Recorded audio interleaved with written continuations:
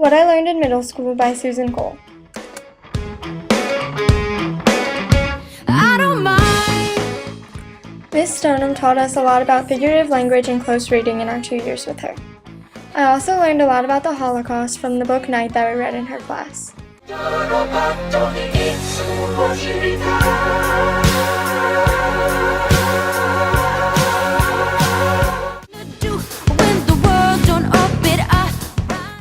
In Mr. Oni's science class, we learned about space, evolution, weather, and the most boring rocks. Haley and I did our 7th grade science project on the different types of pseudoscience. Ain't it fun? We learned about the beliefs and scientific evidence of Bigfoot, aliens, ghosts, and chupacabras.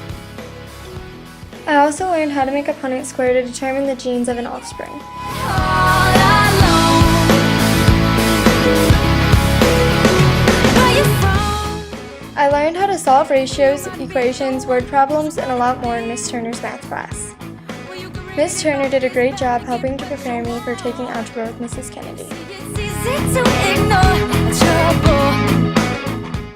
Mrs. Kennedy has definitely helped me a lot with algebra this past year. At the beginning of the year, we learned how to properly collect data and put the information into a graph. Since then, I've learned a lot about graphing, trinomials, binomials, and simple equations. Mrs. Kennedy also taught me that you can have a good time even when doing algebra. Ain't it fun?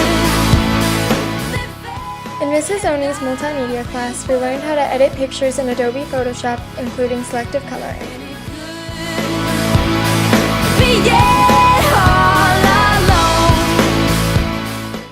And how to place ourselves into pictures using the magnetic lasso. We also learned how to create and design our own website portfolios.